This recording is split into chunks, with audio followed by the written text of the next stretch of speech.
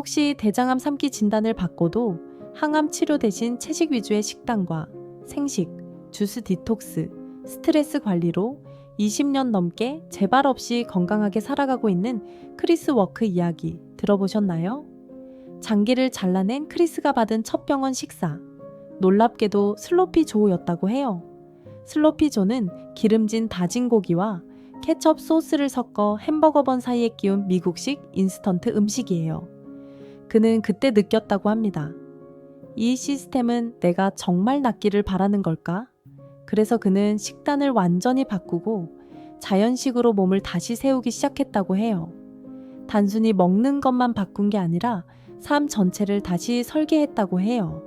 음식은 물론이고 생각하는 방식, 주변 사람들과의 관계, 스트레스까지 하나하나 점검하고 내려놓으면서 새로운 삶의 방향을 찾아갔죠. 그런데 말이죠. 이런 질문이 생기지 않으세요? 정말 채소가 암과 싸울 수 있을까? 또 단순한 경험담이 아니라 과학적 근거는 없을까? 그래서 오늘 영상에서는요. 2009년 국제학술지 푸드 케미스트리에 발표된 한 흥미로운 연구를 소개해 드리려고 해요.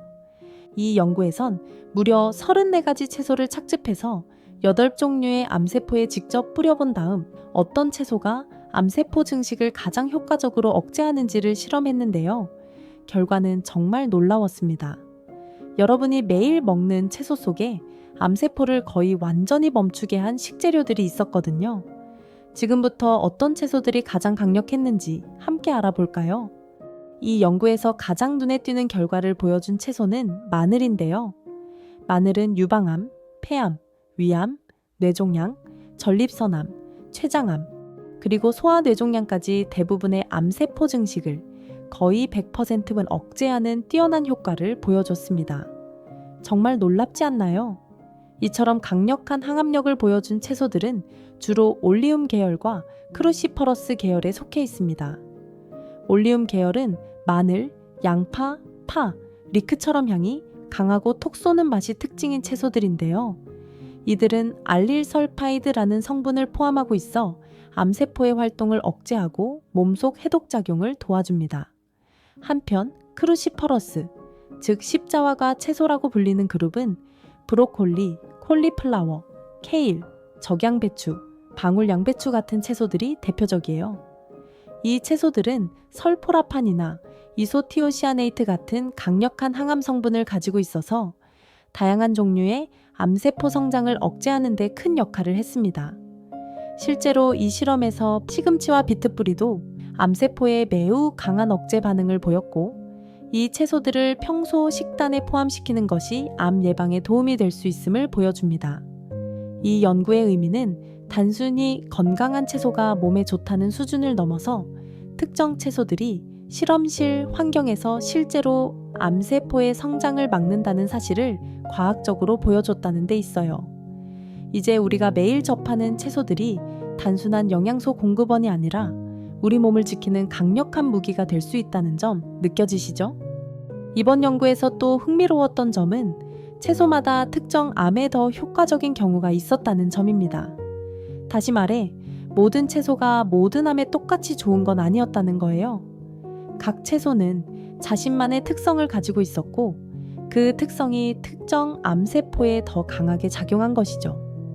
예를 들어 무는 유방암과 위암세포를 95%에서 100% 가까이 억제했을 정도로 강력한 효과를 보였어요. 하지만 반대로 췌장암, 뇌종양, 폐암, 신장암 세포에 대해서는 오히려 성장을 촉진시키는 듯한 반응도 있었어요. 즉, 채소 하나하나가 각 암 종류에 따라 상극일 수도, 궁합이 잘 맞을 수도 있다는 것이죠.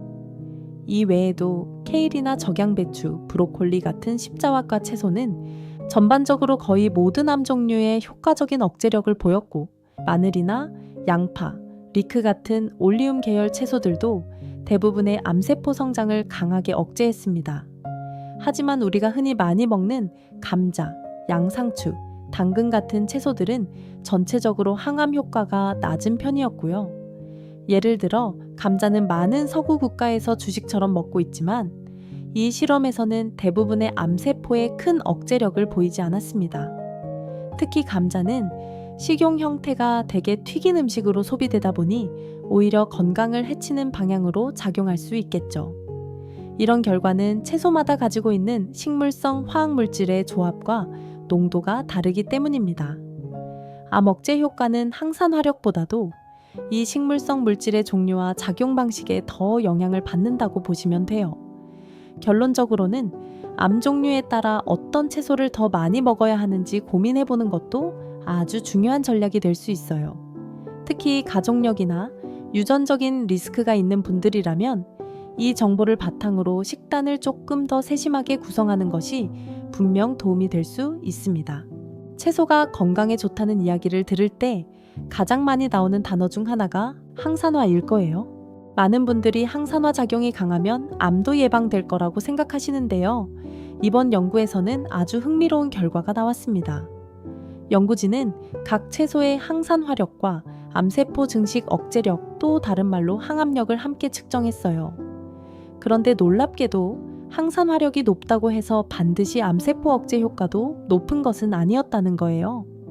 즉, 항산화 효과는 분명 건강에 좋은 작용을 하긴 하지만 암세포를 직접 멈추게 만드는 핵심은 아니었다는 겁니다. 대신 연구에서는 식물 속에 들어있는 특정 성분들, 예를 들면 마늘에 들어있는 알릴, 설파이드, 브로콜리, 케일 등에 들어있는 이소티오시아네이트 같은 식물 화학물질이 강력한 항암 작용을 보인 것으로 확인됐습니다.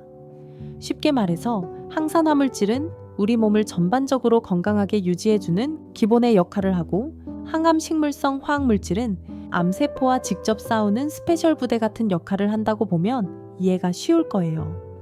그래서 우리가 채소를 먹을 때는 단순히 항산화 수치만 보고 고르기보다는 어떤 종류의 식물 성분이 들어있는지, 암세포에 어떤 반응을 보였는지를 알고 골라 먹는 것이 더욱 중요하다는 걸 알 수 있죠. 이런 과학적인 정보는 단순히 건강 상식을 넘어서 실제 식단 구성에 큰 영향을 줄 수 있어요.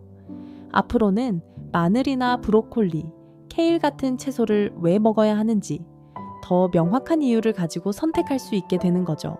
이번에는 서구식 식단에서 흔히 소비되는 채소들, 그리고 그 채소들이 왜 암 억제 효과가 낮았는지에 대해 알아볼게요.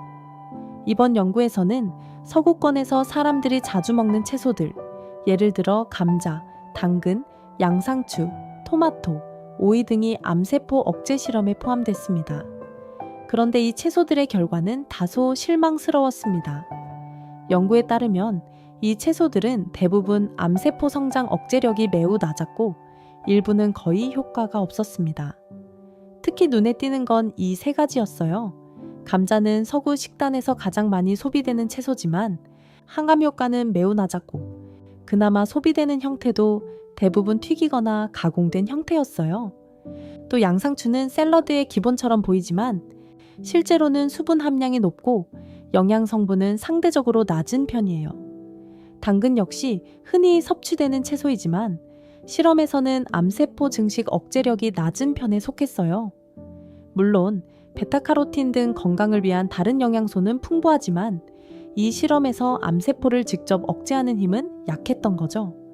실제로 이 세 가지 채소는 서구 전체 채소 소비량의 약 60%를 차지한다고 해요. 즉, 사람들이 가장 많이 먹는 채소가 실제로 암 예방에는 거의 도움이 되지 않았다는 사실이 밝혀진 겁니다. 게다가 감자의 경우 그 절반이 감자튀김으로 소비된다고 하니 건강에 도움을 주기는커녕 오히려 염증과 질병을 부추길 수도 있는 형태로 섭취되고 있는 셈이죠. 이 부분에서 우리가 다시 한번 생각해 봐야 할 중요한 메시지가 있어요. 자주 먹는다고 해서 건강에 좋은 건 아니다. 중요한 건 무엇을 얼마나 먹느냐보다 무엇을 왜 먹느냐입니다. 건강한 식단, 특히 항암 식단을 고려할 땐 양보다 질이 중요해요. 이 연구 결과를 일상 속에서 어떻게 활용하면 좋을지 많은 분들이 궁금해 하실 거예요. 마늘과 양파는 한국 요리에서 빠질 수 없는 재료지만 이왕이면 항암 효과를 최대한 살려서 먹는 게 좋겠죠. 마늘은 다진 다음에 바로 익히기보다는 공기 중에 10분 정도 두었다가 요리하는 게 좋아요. 그렇게 하면 알리신이라는 성분이 생기고 이게 강력한 항균, 항암 성분이 생성돼요. 생으로 먹기 어렵다면 마늘을 우린 물이나 발효된 흑마늘을 간식처럼 조금씩 먹는 것도 좋은 방법이에요. 브로콜리나 케일 같은 채소는 너무 오래 익히지 않는 게 포인트예요. 살짝 데치거나 스팀으로 찌면 그 안에 들어있는 설포라판 같은 항암 성분이 잘 유지되거든요. 시금치나 비트, 적채 같은 채소들도 챙기면 좋아요. 이런 채소들은 색이 진하고 항산화 성분도 풍부해서 샐러드나 스무디에 넣기에 딱 좋아요. 특히 비트는 사과나 바나나와 함께 갈아서 스무디로 먹으면 단맛도 나고 부담 없이 마실 수 있죠. 실제로 식단에 이 채소들을 더 골고루 넣는 건 생각보다 간단해요. 아침엔 비트, 당근, 사과를 갈아 만든 스무디 한 잔. 점심엔 브로콜리와 시금치, 케일, 적채가 들어간 샐러드를 준비하고 올리브 오일과 약간의 발사믹 드레싱을 곁들이면 맛도 좋고 포만감도 있죠. 저녁엔 마늘과 양파를 듬뿍 넣은 채소볶음이나 된장국을 준비하면 충분해요. 이렇게 보면 매 끼니를 먹는다는 건 단순히 배를 채우는 일이 아니라 내 몸을 건강하게 만드는 선택이 되는 거예요. 비싼 약이나 어려운 치료만이 답은 아니라는 걸 보여주는 이야기 아닐까요? 오늘 내가 고른 한 접시가 내 건강의 시작이 될 수 있어요. 그리고 이 작은 선택이 쌓이면 결국엔 내 몸이 스스로를 회복할 수 있도록 돕는 힘이 되어줄 거예요. 이번 영상이 도움이 되셨다면 좋아요와 구독으로 응원해주세요.